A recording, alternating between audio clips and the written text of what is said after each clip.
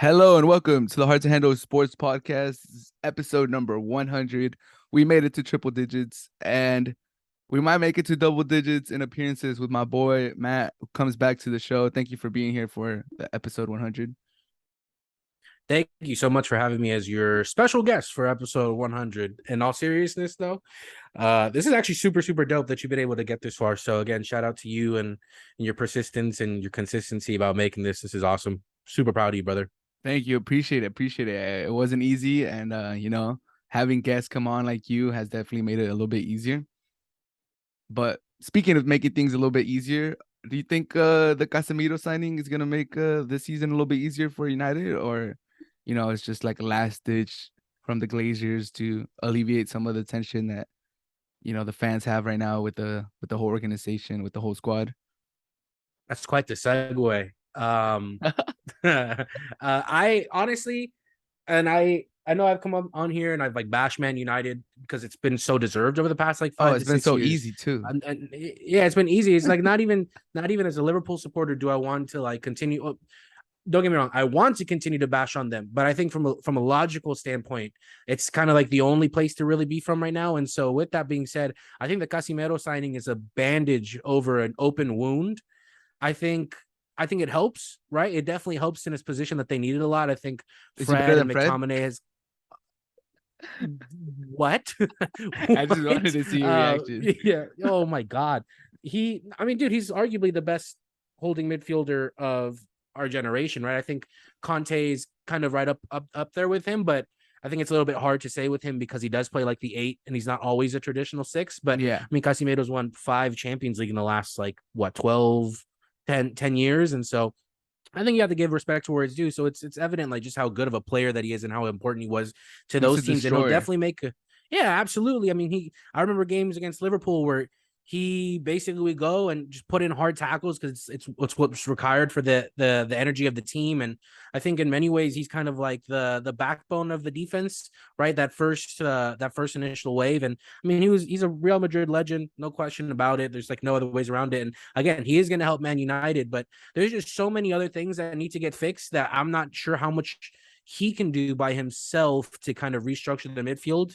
But I do think it's a step in the right direction. But they have to continue to get rid of the players that they have there. It's just I understand that some of them being their fans, they want to go out and they want to blame the owners. But let's be realistic about this. The owners pump a lot of money into the team, Yeah. right? Like a They pump a billion lot of money, like in a like the last billion 5, 6 years. dollars. Yeah. Exactly. So it's not like they're not getting players. At a certain point, I think the fans have to be realistic. A lot of it does fall on the owners, right? And their desire to just basically trying to profit. And I think people need to realize that's what they do. This is football is not it's not a philanthropic thing that people come in like, oh, I'm just gonna lose $1 billion. That's Yeah. not Yeah. Yeah. realistic. They do put money into the club. The players at some point need to perform at the high level that's demanded from them. And I just don't think the fans hold them to the fire enough for it. I think there are some that do, but I just don't think it's the general public, right? I don't think it's a strong majority. I think they want to shift blame to the owners, which is understandable. But I think at a certain point, you really have to look at how bad those player performances have been over the past couple of years. And even just this season alone, I mean, they lost 4-0 to Brentford, and that's no slight at them, but no big club and no club in the top 6 should be losing to Brentford 4-0. And it's just, and it's one thing to lose 4-0. It's another thing to get they ran 13 extra kilometers over like Yeah. what the Man United players did, and they held the majority of the possession. So it's just like a matter of effort at that point.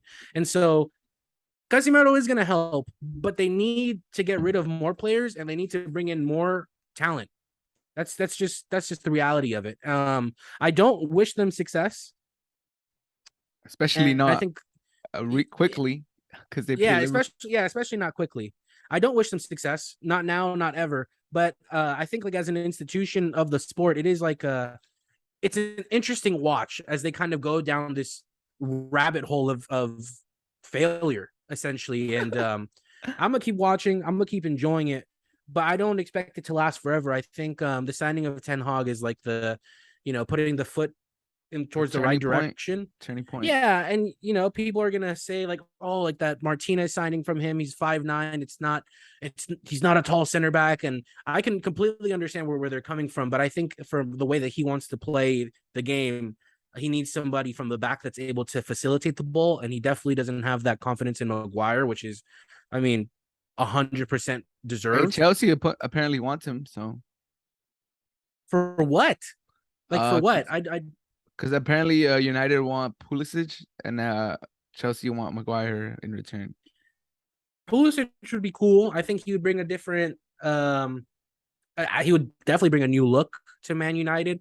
I have no faith in Harry Maguire as a center Yeah. back and as a defender. It's really bad, man.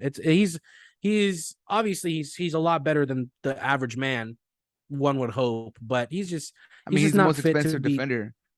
Like It's the fact that terrible, you're dude. talking about this about the most expensive transfer in defender in Yeah, English but football. again, that's just a testament to like the scouting department over there and money badly spent, right? Money spent, but money badly spent. I guess that's the frustration that people have. But again, like they want more. They want more signings, and then it's just like put yourselves in the position of like a Wolves fan, right? Like Wolves would love to be able to spend the amount of money that teams like Man United are spending, right? Yeah. I think for this summer, I can kind of relate because Liverpool kind of, they dropped some serious dough on some players, which is kind of unlike us, but it's not a it's not something that's Like regular every in my transfer life window as a type of fan. thing. Yeah. Yeah, it's not a thing, and I think yeah, I think Casemiro's gonna help, but they just need so much work, man. They're terrible. So I agree with you, but I do think all right. So CDM or like that holding midfielder was definitely like a position they needed to improve. McTominay and Fred obviously are not Manchester United quality, but where I think he's also gonna help is that leadership, that character. Because like if you look when United went down, I think 2-0 against Brentford, Ronaldo was like the only one like trying to lift morale, trying to get the spirit. Like he was like one goal, and we're back in this. And then they pan the camera to the rest of the field, and everybody's just Defeated. like defeated, like shocked, like they can't believe it. And it's like, bro, it's 2-0. It's like the 20th, 30th minute. Like there's a lot of Yeah. football left, But it's just like they just, you know, they just Yeah, keep I think thinking they feel kind of sorry for themselves that they're in this position. It's like, all right, you could feel sorry for yourself, absolutely. but no one's gonna get you out of this except like yourself. Yeah, and I think just again to touch on Man United for a little bit, I think it's just like a world of toxicity that they all live in. Because I know the fans are planning on like boycotting the game against Liverpool, but Yeah. it's just like, is that really the game that you want to take a stand against the ownership? Like that game has you have the potential to get the brakes beat off you again, like at Old Yeah. Trafford. That's the game where that could potentially completely derail your season. Is that the game that you plan on making a statement to your owners, like, hey, like we're not backing you anymore. So we're not going to show up to the game where we can potentially get destroyed 6-0. It's just like, all right, like what kind of sign does that really send to them? I And I think they mean, they're need to still buying support their tickets to players a this bit. expensive ass game. Yeah, it's like, okay, like dude, you paid the ticket. Like if you're not Yeah. going to go, all right, but the ticket's already been paid for. Like and that's all Yeah. they care about Yeah. ultimately. And so yeah, I just don't think they completely I don't think they are critically thinking their approach to what message they're trying to send to their ownership. Um, and so, I mean, we'll see how that goes because I do think that if there's no like Man United fans or if it's basically going to be a Liverpool home game because Liverpool travel like their fan support travels Oh yeah. very well. They make noise as it is. I So if mean, you're gonna last have an time they empty played at stadium, United, Liverpool took over too. So we dominated. so We maybe completely dominated. and in the stands too. So maybe it doesn't, regardless if they do this or not, it'll still probably feel like a Liverpool game. Yeah. So we'll see. We'll see. I think just to touch on Liverpool, they have to win this game. They have to win this game now. It's the way we started is not exactly put ourselves in the best position to compete for the title. I still think it's super early. It's 2 games in, but just given, the way that the last handful of seasons has gone, it's definitely not a great start. I mean, Yeah. a tie at this point is basically a loss when you're competing against Man City. What do you think about that send off against Crystal Palace? That was okay. So there's Liverpool fans that are like, oh, he didn't headbutt him. Oh, he was being, he was being egged on to do it. And it's just like, yeah, of course he's being egged on to do it. If they have this feeling that you're a hothead that can lose control of your emotions, any top athlete slash Easy, competitor is going easy. to try to get an advantage over you. On that That doesn't make whiteboard, sense. big letters, whiteboard. Oh, we could risk a couple yellows if it means they're gonna go down one. Oh yeah. Well, absolutely, absolutely. And so like it's super frustrating because I there's definitely a lot of Liverpool fans that the signing of Nunez weren't exactly thrilled about the sign. Dream big picture would be Jude Bellingham in January, like a pre-contract for the summer. Right now, I what about right now? yeah, right now I would like to get Casemiro from Brighton, who's the midfielder who's 20 years old, plays for Ecuador. He's pretty good. He would probably cost a bit because it's a Premier League to Premier League switch. Yeah. I really would like him. I wanted Mateus Nunez from Sporting, but he's going to Wolves, and I think you know that's cool. I think another like big dream would have been Nico Barella from Inter Milan, but that's definitely not going to happen. So I'm kind of keeping my fingers crossed that we do get Moises Caicedo from Brighton. I honestly I would love for Liverpool to just continue to sign Latinos. It would make it so much easier for me to continue to root for them. Like I already love it, but if you have Latinos on the team, it just makes it. Yeah. I make You don't I rate feel like you don't I rate just feel Neves? more attached. I you mean Nunes like the striker No, Neves. or no Ruben Neves? Yeah.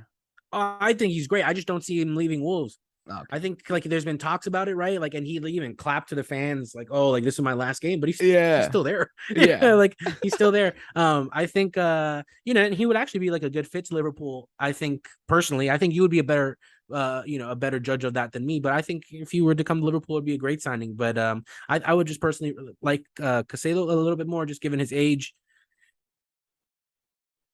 Okay, okay. That'll be nice. Regardless, I think it's still is even if both teams are kind of struggling right now, it's like must watch TV on Monday though, Oh yeah, oh right? yeah, must watch TV. Definitely, it's Man United, Liverpool. It's the two biggest teams in England going at it, and so it's I'm excited. always going to be a good game, regardless of like how well or how badly the teams are doing.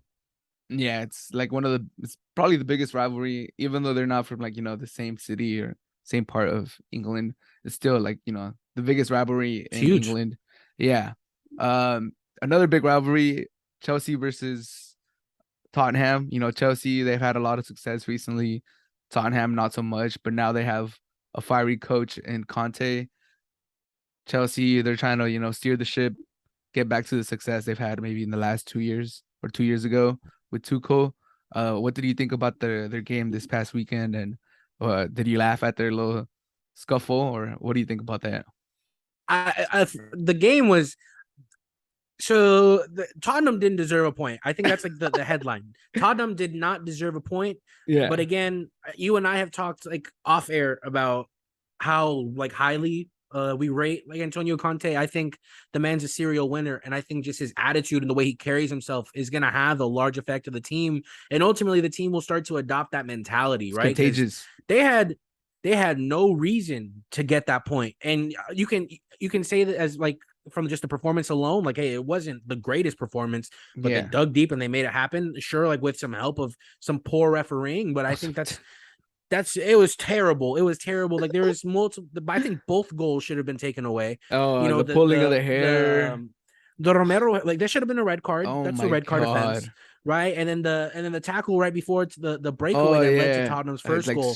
Um, didn't even touch the ball. Like yeah, I just think that that's something that people need to prepare for this season. I think Tottenham are going to get results off of the other big teams. I think it's bound to happen against Man City and Liverpool. I think they have Man City's number. They beat them twice last season, and to a certain extent, I think they have it against us. I think with us, it's a flip of a coin when we play them now when they're coached by Antonio Conte. Because again, the man's a serial winner, and he just feeds his team with this idea that they can win any game that they go out. Mexican fan of the soccer team. Yeah, But I will say dude. this, our jerseys look nice. So I'm actually thinking about getting one soon. So that's the positive. I'm glad we got And rid of the pink. I We're going back to the green. That green jersey is really, really like oh it's shit. looking nice. I'm actually like really thinking about copying one soon. And I'm gonna watch all their games, and I'm gonna be, yelling at the screen and hoping that, we could beat Argentina and get a little bit of revenge. But overall, like my fandom for the national team is not blinding me from like the reality that this team is not good enough. We're old, and this federation needs a total revamp. And it's probably not gonna happen because we keep qualifying, so the money keeps coming in. But yeah, that's where I'm at. What about you? Dude, I resonate 1,000% with everything you said. I think that ultimately this federation is and this national team as a whole is cursed from their wrongdoings and their inability to really show support to Carlos Vela with that scandal that happened over a decade ago or over a Yeah. decade ago. I think that kind of just led a downward spiral to that golden generation that you're talking about, right? Because like even now, like Chicharito's in his Oh, I 30s didn't or even talk whatever, but about like Chicharito, bro. We had a player yeah, playing like, bro, we in how did we Manchester United, bro. He how was did arguably one of the biggest clubs in the world. how did we No, fumble that so hard? it's so bad. It's so bad, and this is at fault to the federation. To your point, because like again, they only care about the money. They don't care about us making it far in the World Cup. The only thing that they care about is for us to qualify, touch a fourth game, and that's it. They don't care about the fifth game. They don't care to make us a powerhouse in just world football as a whole. They just Yeah. care about their pockets. It is so sad that we have so much talent. And this kind of even stems to like Liga MX, right? Where like our inability to sell players because they don't because European teams or teams in other leagues don't match the unrealistic evaluations that are set on them to allow them to go continue and further their development somewhere in Europe, somewhere else across the world where they can get more minutes or play against stronger competition. That's no slight at Liga MX, although I do think as a whole the quality of that league is deteriorating. I it makes me sick to my stomach just how little the federation cares about Mexico and how they turn their backs on players like Vela, on players like Chicharito, and for that reason we are in the position that we're in right now. I don't think our players respect our manager, and I think vice versa. I don't think our manager respects our players, and I think we're in for a really ugly World Cup where I think that some people probably imagine that we won't get out of the world out of the group stage, and I think to some respects that those concerns are valid, right? I don't think we're particularly in the strongest, maybe not even like the weakest group, but it's just it just speaks to the state of the national team right now, and I agree with you 1,000%. It's probably the team it's the worst team that we've sent in quite some time.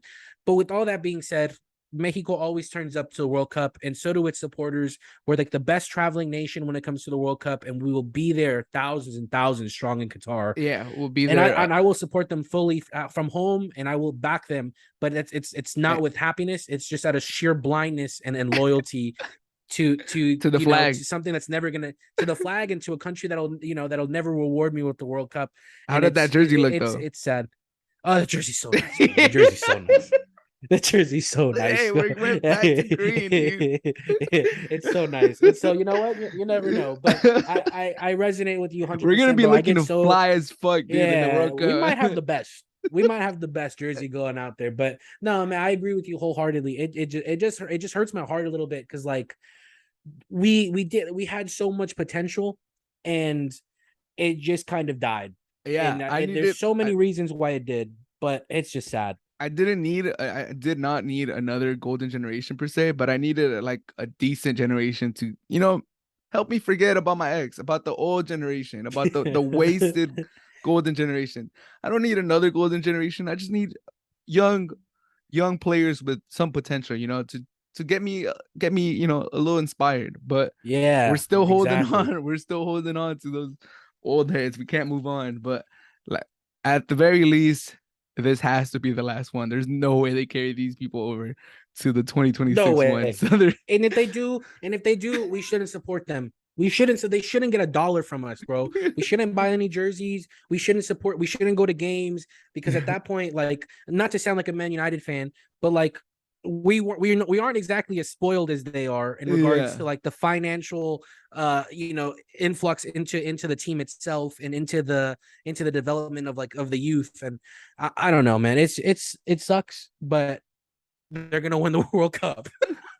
I'll tell you this, No. everyone's hating on Tata, but if an Argentinian coach leads us to a victory against Argentina in the World Cup, At that point I will delete all my slanderous tweet, bro. I have numerous tweets, not nah, just at Tata, but it's kind of like the same slight. The players themselves also just look defeated when they go out there, so yeah, bro, if they're gonna be playing like that, they might as well not even make the bro, fucking trip to Qatar. we're starting on Araujo, dude.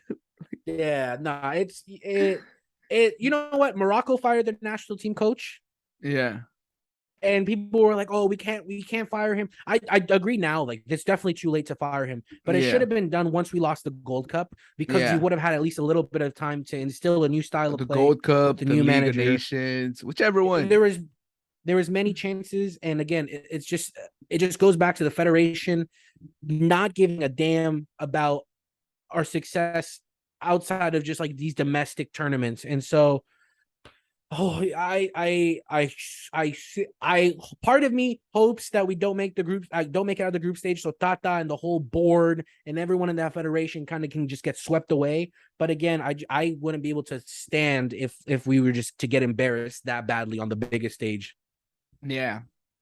Um, I was gonna say something like, oh, I think we're also like our own success kind of hurts us because Liga MX, for all the hate that it gets, it's a good league. It's kind of rated almost the same as the Portuguese league, and players get paid. Like, I'm not saying I rate it that high, but like as far as like the rankings on the leagues, it's like up there.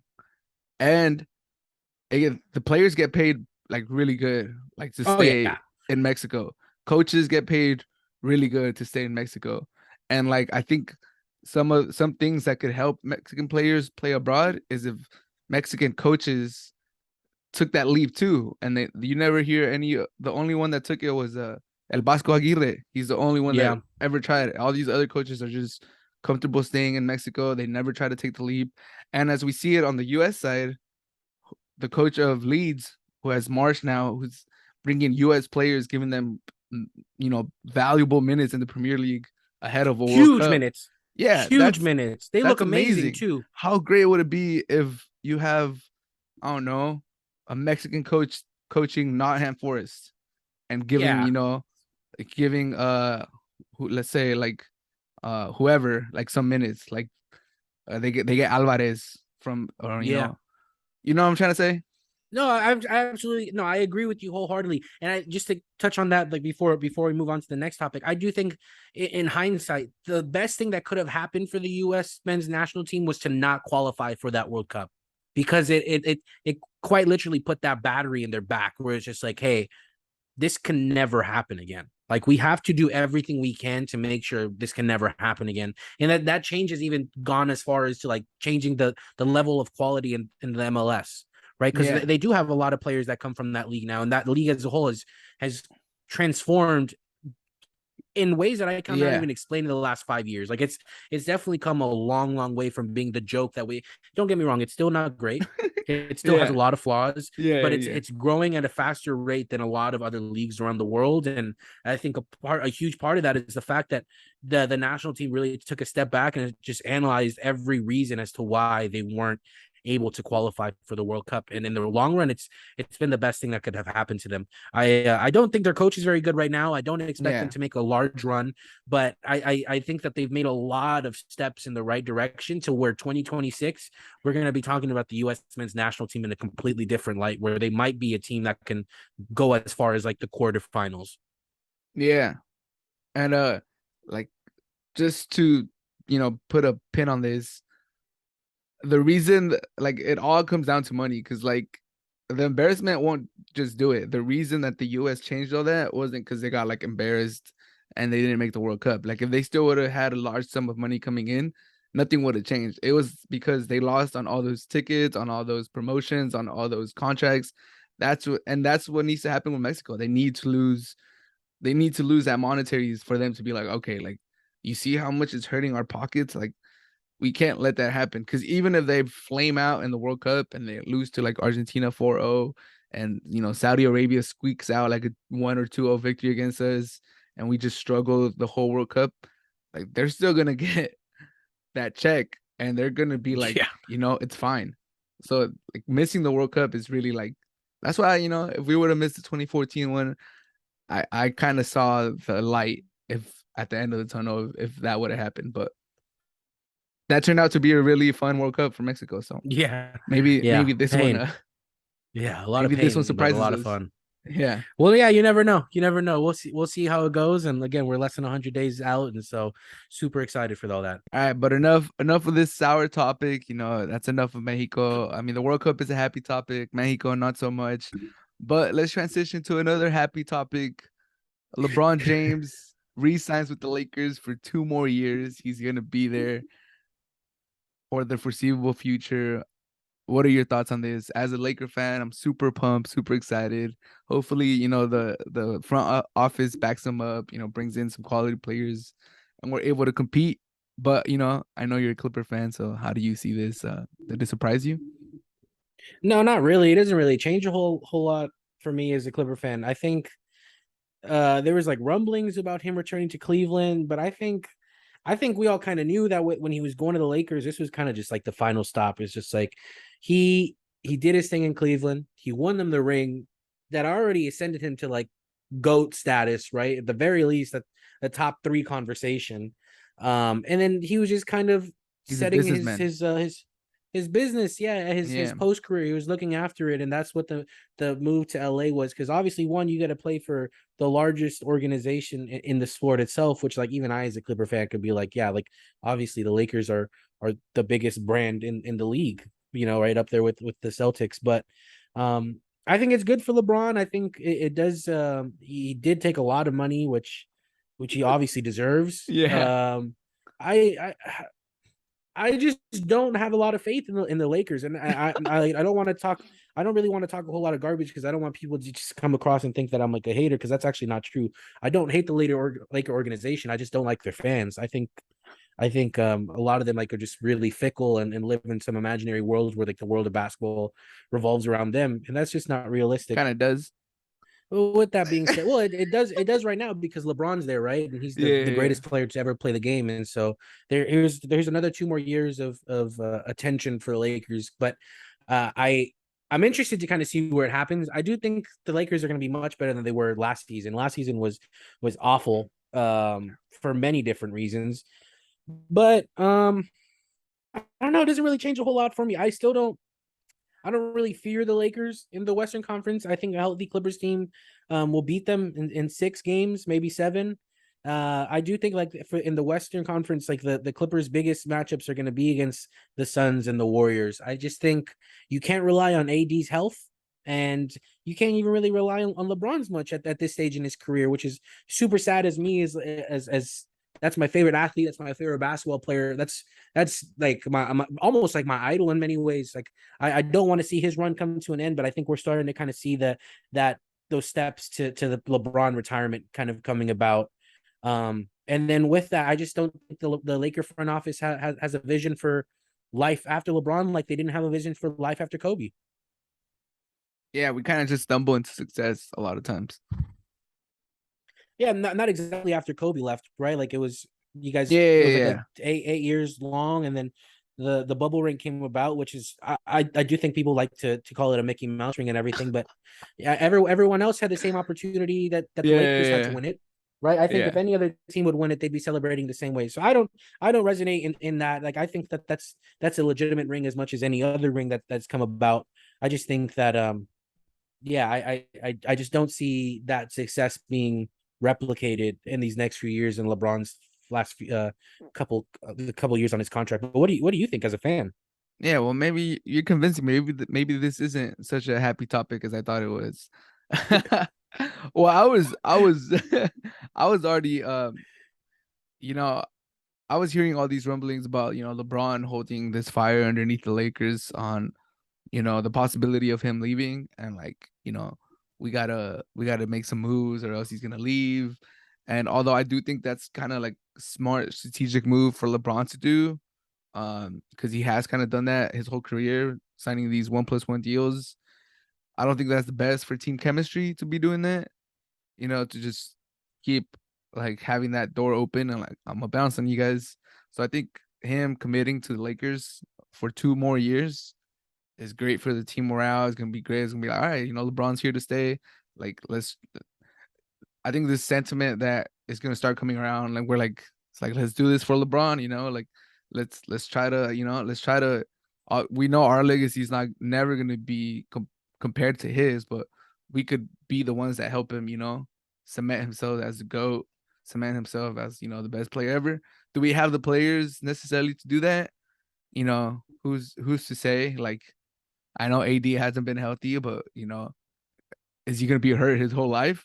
Maybe. He does have a pattern of being unhealthy, Yeah, but his history says so, yeah, right? but hopefully, we were able to bully him enough this offseason on Twitter for him to, start shooting, start working out, getting an own personal trainer and stuff like that.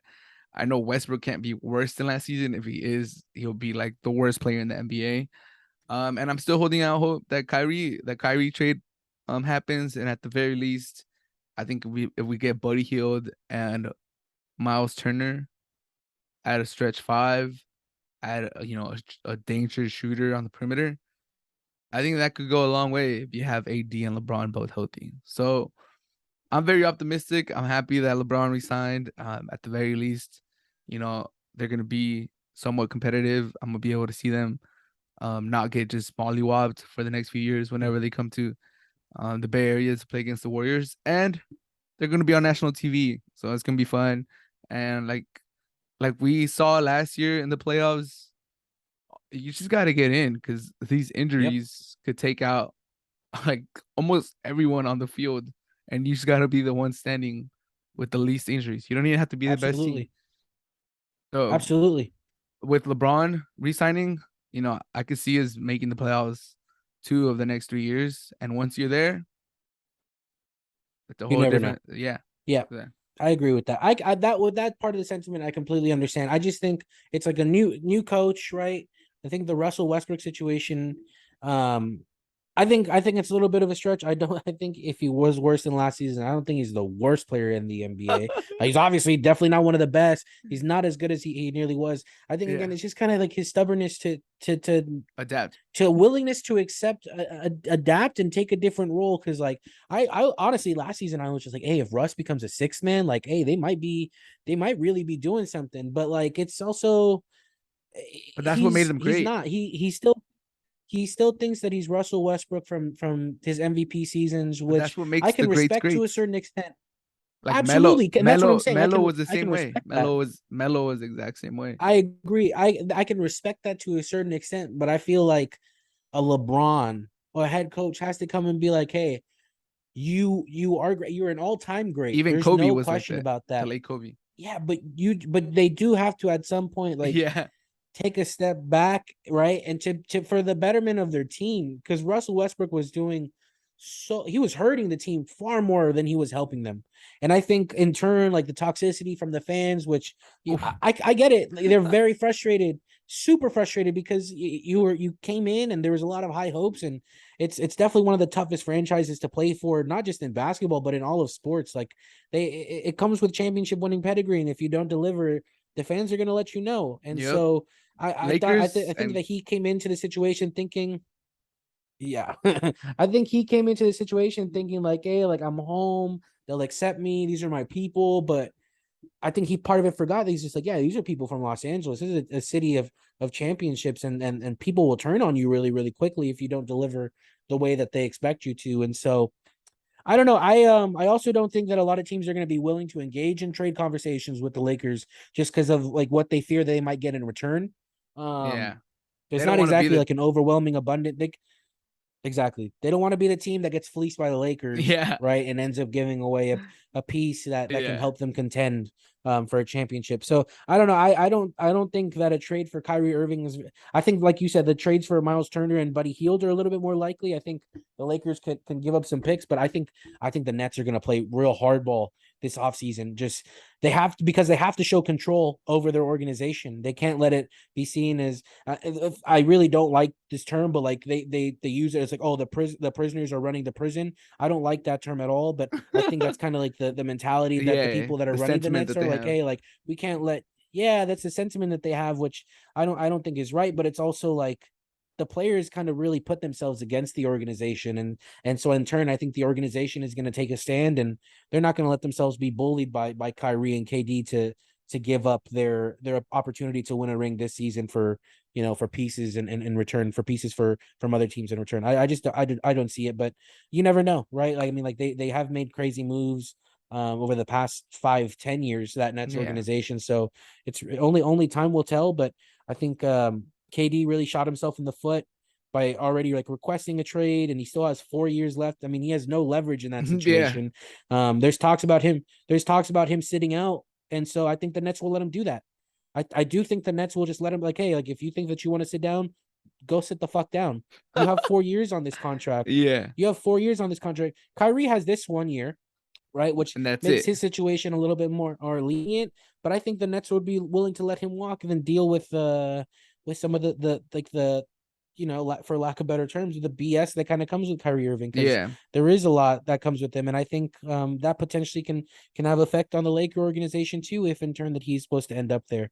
So I don't know. It is a tricky NBA landscape right now, and it's definitely a interesting situation boiling over in Brooklyn, but I'm not really sure that the Lakers are gonna get something from the Nets specifically. Yeah. The Nets, man. That situation, it's really been, keeping us entertained through this summer of, where all these sports are not you know, in session. But another black and white team that we could talk about, the Raiders, black and gold, black and white, they got all those colors in their uniforms. I mean, black and silver, my bad. Silver and black, yeah. Silver, my bad. I'm sorry. I'm not a Raider That's fan, but that's the old Chargers fan in you coming out though, bro. I can sense the resentment in I'm a your free voice. agent. I'm a free agent fan. But yeah, anyways, NFL season, we're like what, like 15 days away from the season starting. Uh Raiders, hardest division in football. What are your thoughts? Um, I'm super excited for the season to start. The Raiders start week 1 at home in Los Angeles against the Chargers, and it's gonna be my family and I are gonna be there. We're super excited for it, but I think call it a hot take if you want it. I think everyone can kind of feel it, right? It's that autumn wind that's coming around, and the autumn wind's a Raider, and I think so are the Super Bowl champions this year. I think Oh uh I my think the God, Raiders here you I go. think the Raiders are gonna go all the way. And I've definitely joked around about it in years past, especially when we were like 2-14 that we were going to the Super Bowl. But I do think that this is like the Raiders' real three-year window for the opportunity to go and win the Lombardi. I think we won a lot of games last season that we had no business winning. We went 10-7, got our way into the playoffs, and then kind of what you were to alluding to what you were saying earlier. If you get in, you never know what happens. I think this year, yes, our division is easily the hardest one in football. I don't trust the Broncos the same way that the media does. I think part of it is because people haven't really watched the Broncos over the past couple of years.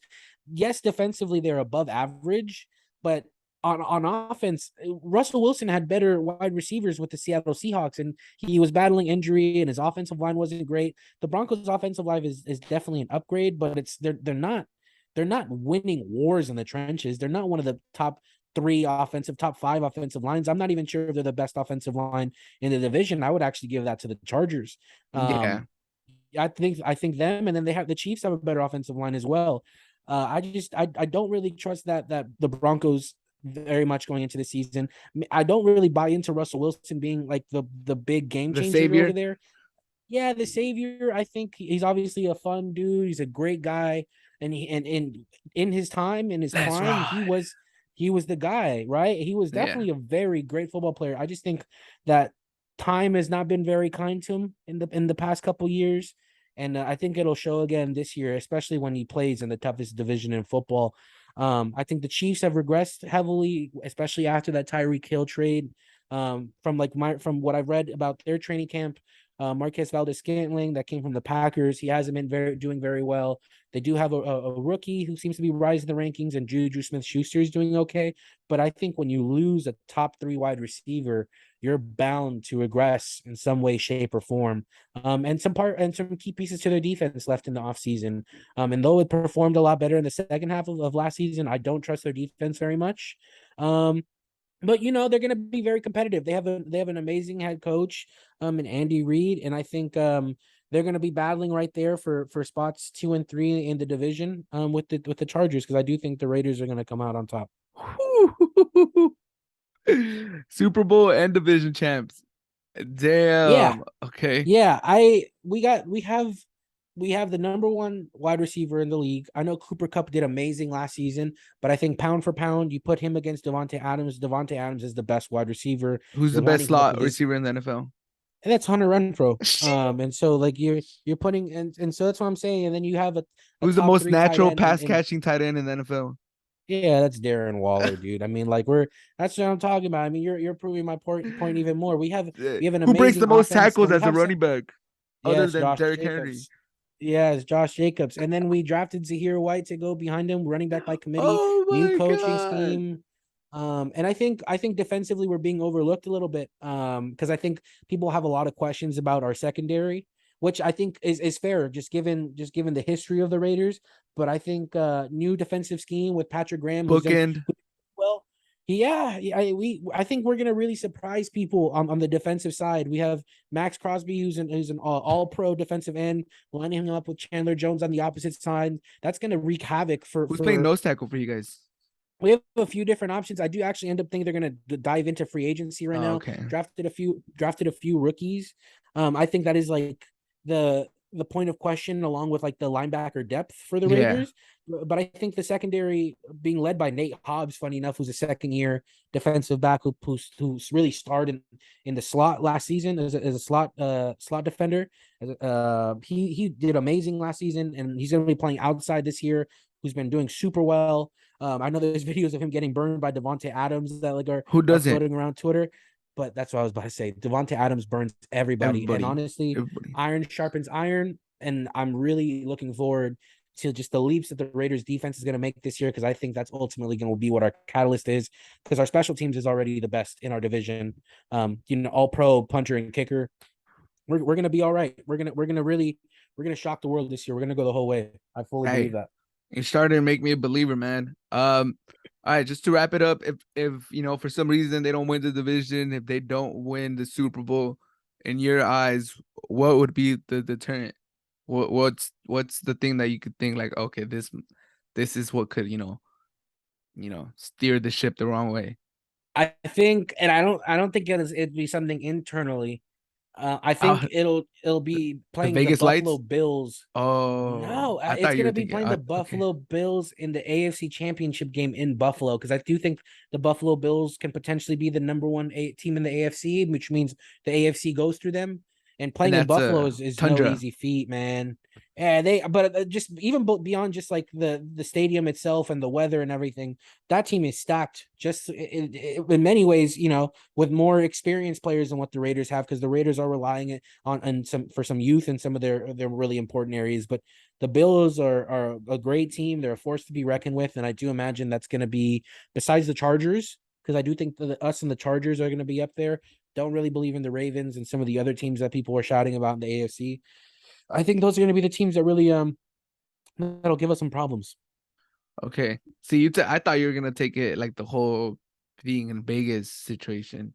No, no, no. I think, I think we're past that. yeah, yeah, I think yeah, we're past that. yeah, I yeah, think it yeah. was just like people being dumb, Yeah. right? Because there's temptation in every city.